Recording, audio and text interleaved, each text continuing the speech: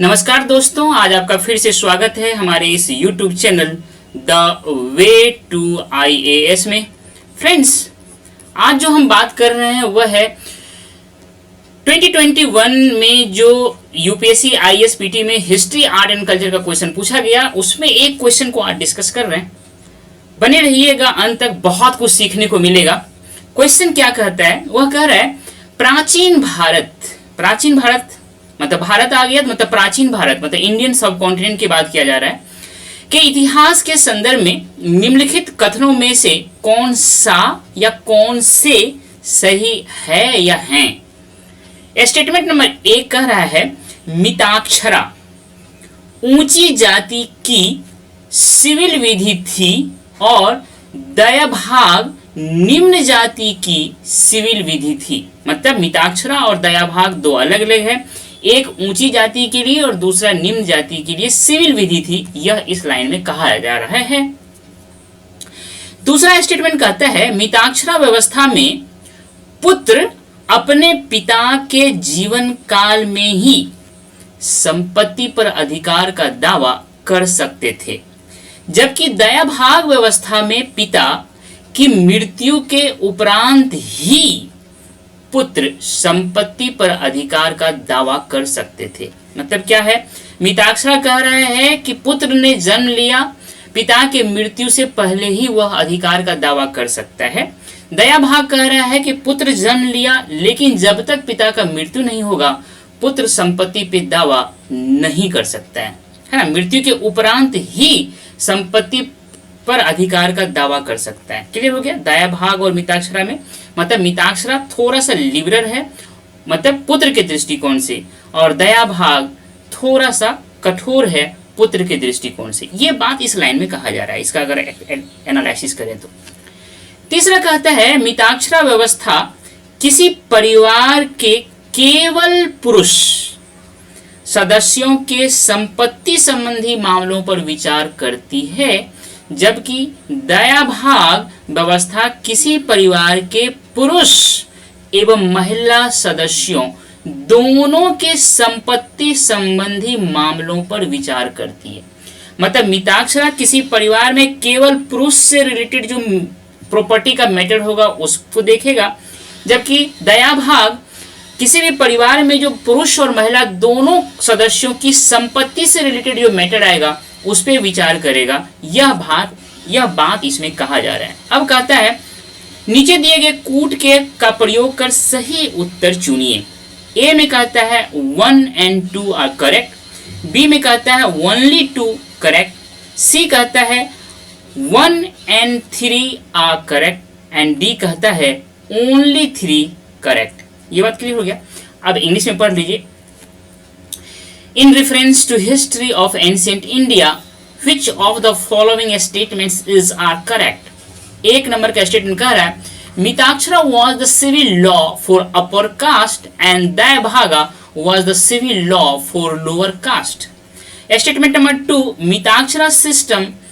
In the Mitakshara system, the sons can claim right to the property during the lifetime of the father, whereas in the Dayabhaga system it is only after the death of the father. यहाँ life time of the father की बात कर रहा है और यहाँ death of the father की बात कर रहा है।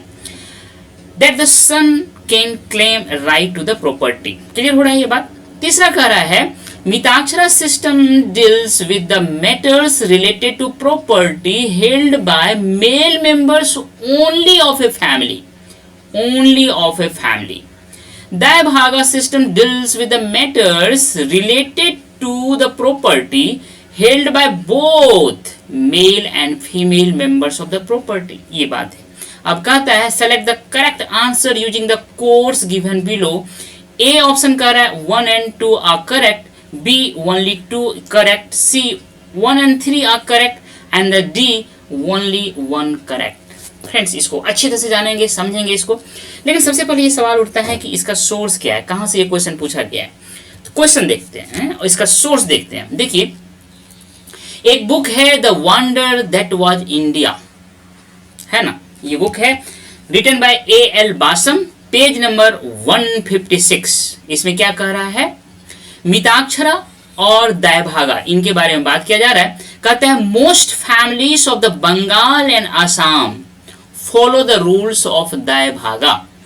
मतलब दयभागा का जो रूल्स है वो ज्यादातर फॉलोड होता था बंगाल और आसाम में, प्राचीन भारत के कंटेक्स्ट में बात कर रहा हूं।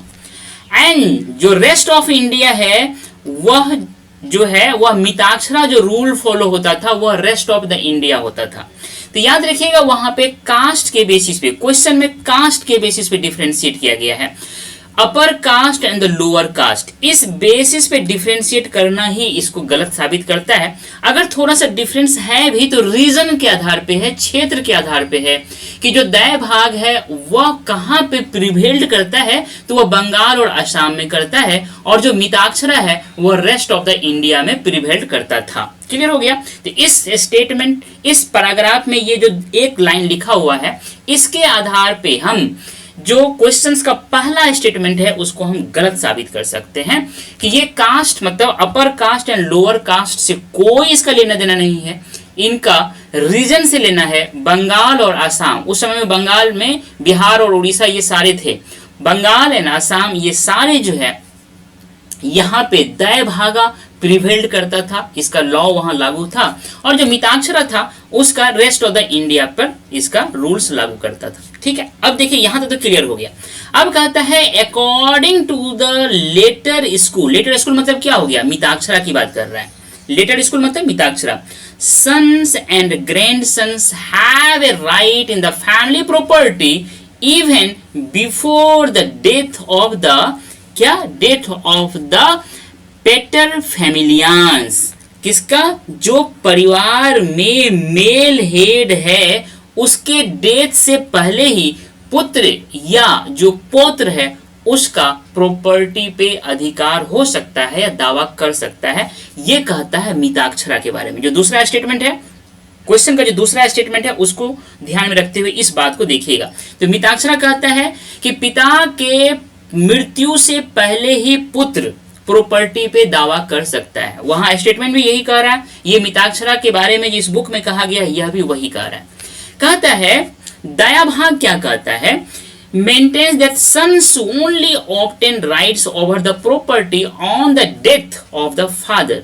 मतलब डेथ, फादर का जब डेथ हो जाएगा उसके बाद ही पुत्र पिता के संपत्ति पे दावा कर सकता है। यह बात क्लियर हो गया कि जो दूसरा स्टेटमेंट है, यही दूसरा स्टेटमेंट तो यही तो है। मिताक्षरा कह रहा है कि son can claim the right to the property during the life time of the father, and Dayabhaga system कहता है after the death of the father. यही अंतर है और इस सोर्स में भी यही बात किया गया है।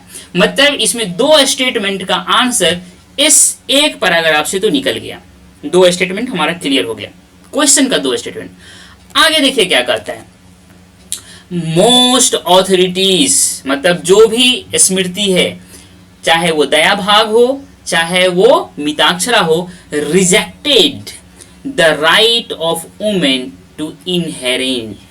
मतलब जो वंशानुगत अधिकार मिलता है उसमें महिलाओं का जो अधिकार होगा, ज्यादातर जो ऑथोरिटी है या ज्यादातर जो लॉ बुक है उसको क्या करता है, तो रिजेक्ट करता है। ये याद रखिए, इसी से हमारा थर्ड लाइन भी निकल जाता है। कहता है but Yajnavalkya lays down the authoritative list of priority in inheritance which place the wife followed by daughters immediately after the son. कहता है कि ये याज्ञवल्क्य हैं। इस याज्ञवल्क्य का टाइम अगर आप देखें तो ये याज्ञवल्क्य लगभग मतलब 3rd and 5th सेंचुरी के बीच में याज्ञवल्क्य हुए हैं। इसी याज्ञवल्क्य ने जो कहा है वह कहा रहा है, याज्ञवल्क्य कह रहे हैं कि जो पुत्र है, पुत्र अगर नहीं है, पुत्र के बाद किसी को अधिकार है तो वो माता को है या उसके मतलब जो पत्नी, जो बेटी है उसके पास, मतलब सन मेल मेंबर नहीं है उस फैमिली में, अगर इनहेरिटेंस का सवाल उठता है या बंटवारा का सवाल उठता है तो वहां पे पत्नी को या बेटी को अधिकार मिलेगा। ये याज्ञवल्क्य कह रहा है। आगे का लाइन देखिए, the right of wife to inherit if no sons were living was accepted by Mitakshara. मतलब मिताक्षरा इतना लिबरल है कि कहता है कि अगर सन नहीं है तो वाइफ को अधिकार मिल सकता है। और ये मिताक्षरा बेस्ड ऑन याज्ञवल्क्य का, ये जो मिताक्षरा है याज्ञवल्क्य जो है इनसे इनका टीचिंग लिया गया है। मिताक्षरा जो है याज्ञवल्क्य पर आधारित है, याज्ञवल्क्य स्मृति पर आधारित है। इसीलिए ये जो थर्ड स्टेटमेंट है कि Mitakshara system deals with the matters related to property held by male members only, नहीं, अगर थोड़ा सा भी संभावना है फीमेल मेंबर के बारे में सोचने का तो याज्ञवल्क्य स्मृति पर आधारित जो मिताक्षरा सिस्टम है इसमें है, दाया भागा में नहीं है। ये लाइन बिल्कुल स्पष्ट करता है कि मिताक्षरा जो कि बेस्ड हो याज्ञवल्क्य पे, ये मिताक्षरा एक्सेप्ट कर रहा है कि अगर पुत्र नहीं है तो पत्नी को अधिकार हो सकता है। इतना लिबरल है मिताक्षरा। लेकिन इस स्टेटमेंट में ओनली दे करके इसका भी गुंजाइश, इसकी भी संभावना को खत्म कर दिया। और दया भाग कहता है बोथ फीमेल एंड मेंबर की बात करता है, ये तो करता ही नहीं है। तो मतलब क्या हुआ, अभी तक जो हमने इस एल बासम के इस पैराग्राफ को 156 पे जो लिखा है उससे हमारा ये तीनों ऑप्शंस का आंसर निकल जाता है। क्लियर हो गया? इसका मतलब ये स्टेटमेंट भी गलत है, ये स्टेटमेंट भी गलत है, सिर्फ 2 नंबर सही है। क्लियर है ये बात? चलिए अब जरा हम मिताक्षरा के बारे में जान लें। मिताक्षरा क्या है? ये कमेंट्री ऑन याज्ञवल्क्य स्मृति है, best non for its theory of inheritance by birth, मतलब जन्म लेते ही आपको उत्तराधिकार मिल जाएगा। इस थ्योरी के कारण मिताक्षरा जो है इसको जाना जाता है। इसको लिखने वाले कौन थे? तो ये इसके लिखने वाले थे विघ्नेश्वरा। याद रखिएगा कौन लिखने वाले हैं, तो विघ्नेश्वरा है। ये जो स्कॉलर थे ये कहाँ पे थे? वेस्टर्न चालुक्य कोर्ट, जो कि चालुक्य डायनेस्टी जो है कहाँ पे, तो इस मैप में देख लीजिए, ये मैप में चालुक्य डायनेस्टी वेस्टर्न चालुक्य जो रूल कर रहा था, कब? तो ये कह रहा है 12th सेंचुरी की बात कर रहा है। उस 12th सेंचुरी में वेस्टर्न चालुक्य के राजधानी में उस कोर्ट में यह स्कॉलर विघ्नेश्वर रहते थे। उन्होंने मिताक्षरा का मतलब इसको लिखा, यही बात कह रहा है यहाँ पे। ये सारे फैक्ट आपको मिल गया। आगे बात करते हैं दया भाग में। ये हिंदू लॉ ट्रीटीज है, इसका राइटर जिमुत वाहन है, primarily focus on succession and partition की बात करता है। दोनों में अंतर क्या है जो हम ऑलरेडी डिस्कस किए हैं। Dayabhaga does not give sons the right to their father's ancestral property until after his death, father जब तक मृत्यु नहीं प्राप्त कर जाता तब तक पुत्र को कोई अधिकार नहीं होगा, ये बात कह रहा है। जबकि मिताक्षरा कह रहा है कि नहीं, पुत्र को अधिकार हो सकता है। क्यों दिया है मिताक्षरा? बोलता है कि हो सकता है कि कोई पुत्र बहुत ही गरीब हो तो उसको प्रॉपर्टी में अधिकार, अगर फादर के प्रॉपर्टी में अधिकार नहीं मिलेगा तो वो और गरीब होता जाएगा। इसीलिए अपनी गरीबी को दूर करने के लिए वो फादर के प्रॉपर्टी में अधिकार के लिए दावा कर सकता है। ये इनका लॉजिक है मिताक्षरा का, ताकि पॉवर्टी से वो पुत्र भी बाहर निकल जाए। ये तो अंतर बता दिया। दया भागा एंड मिताक्षरा ऑथोरिटी। अब ये देखिए एक बहुत ही इंटरेस्टिंग चीज है। जब भारत में ब्रिटिश रूल एस्टेब्लिश हो गया तो भारत पे शासन करने के लिए ब्रिटिशर्स लोगों को, खास करके ये जो एंसेस्ट्री प्रॉपर्टीज में कैसे रूल्स एंड रेगुलेशंस हो, उसके लिए ब्रिटिश पीरियड के जितने भी स्कॉलर थे उन्होंने दया भागा और मिताक्षरा इनको बेस बनाया अपने कोर्ट में। इस लॉ को, इस रूल्स को लागू किया। ये तो मॉडर्न ब्रिटिश इंडियन कोर्ट्स में ये सारे चल रहे थे। लेकिन जब भारत आजाद हुआ तो 1956 में एक हिंदू सक्सेशन एक्ट आया। इन्होंने मिताक्षरा और दया भागा का जो इतने भी रूल्स एंड रेगुलेशंस थे उसमें क्या किया, तो एक तरह का चेंज लाने का कोशिश किया। इसी बात पे नेहरू जी और बाबा साहब भीमराव अंबेडकर में बहुत बड़ा डिबेट हुआ था। सच मानिए तो आज के मॉडर्न भारत में महिलाओं को जो अधिकार मिला है इतना ज्यादा, उसका जो सूत्रधार है, उनका जो बेस है, वह बाबा साहब अंबेडकर है। बाबा साहब अंबेडकर बहुत ही रेडिकली ये सारा परिवर्तन चाहते थे। वो बहुत ज्यादा इंतजार करने के पक्षधर नहीं थे, लेकिन नेहरू जी इतना तेजी से इन सारी चीजों को होने के पक्षधर नहीं थे। इसलिए इसी बात पे बाबा साहब भीमराव अंबेडकर ने मंत्रिमंडल से त्यागपत्र भी दिया था।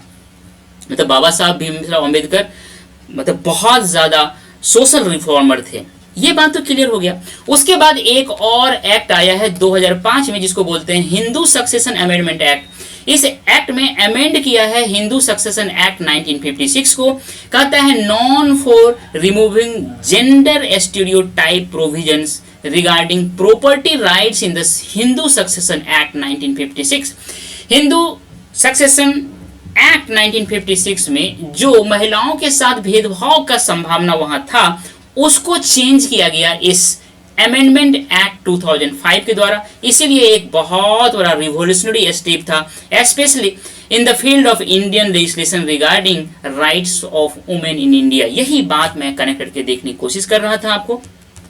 फ्रेंड्स, एक चीज समझिएगा, जब आप मेंस की तैयारी करेंगे या कर रही हैं या हैं, तो उसमें थर्ड पेपर जो जीएस का है, थर्ड पेपर जो है उसमें जो जनरल स्टडीज का सेकेंड पेपर है उसमें एक टर्मिनोलॉजी दिया हुआ है सोशल जस्टिस। कहने का मतलब हम ये है, ये हम आपको बताना चाहते हैं, जब आपके पास पूरा सिलेबस का स्टडी होता है, सिलेबस आपके ब्रेन में पूरा इमेजिनेशंस में आ जाता है, तब आप इन सारे चीजों को जब देखते हैं, हिस्ट्री पढ़ते हैं या जो भी स्टैटिक सब्जेक्ट पढ़ते हैं, इस टर्मिनोलॉजी के कंटेक्स्ट में जब आप देखते हैं तब आप ब्रॉडर पर्सपेक्टिव पे देख पाते हैं। इसीलिए मेरा ये आपसे हम्बल रिक्वेस्ट है कि जब भी आप यूपीएससी की तैयारी शुरू करें या अगर कर रहे हैं तो आपके टिप पे पीटी का, मेंस का और इंटरव्यू का सिलेबस होना चाहिए। यह आपको एक पर्सपेक्टिव देता है, यह आपको एक दृष्टि देता है कि कैसे आप यूपीएससी की तैयारी करें, क्या आपका दिशा होना चाहिए, क्या डायरेक्शन होना चाहिए, क्या पढ़ें और क्या ना पढ़ें। आपको एक मतलब आप कह सकते हैं कि एक आपको लेंस देता है कि कैसे चीजों को देखें। इसीलिए सिलेबस पे कमांड होना बहुत जरूरी है। इसलिए मैं कह रहा हूं, क्या कह रहा हूं कि अगर आप 100% सिक्योर करना चाहते हैं आईएसपीटी 2024, तो इस तरह से अगर आप प्रीवियस ईयर क्वेश्चन को पढ़ेंगे और जो सिलेबस है उसको लिंक करने का कोशिश करेंगे, तो मैं आपको श्योरिटी के साथ कह सकता हूं कि आप 100% 2024 का पीटी को क्रैक करेंगे, मेंस लिखेंगे बढ़िया से और इंटरव्यू देंगे और फाइनल सिलेक्शन लेंगे, रैंक लगाएंगे। फ्रेंड्स, इन्हीं सारी बातों को मैंने आज इस टॉपिक में इस एक क्वेश्चन को डिस्कस करते हुए मैंने बताने की कोशिश किया। मुझे उम्मीद है कि आपको यह वीडियो बहुत ही अच्छा लगा होगा। इसीलिए आपसे हमारा एक हम्बल रिक्वेस्ट है कि हमारे इस चैनल को सब्सक्राइब करें, हमारे वीडियो को लाइक करें, अपने दोस्तों के बीच शेयर करें और अपना वैल्यूएबल कमेंट दें। मिलते हैं नेक्स्ट वीडियो में। Thank you dear.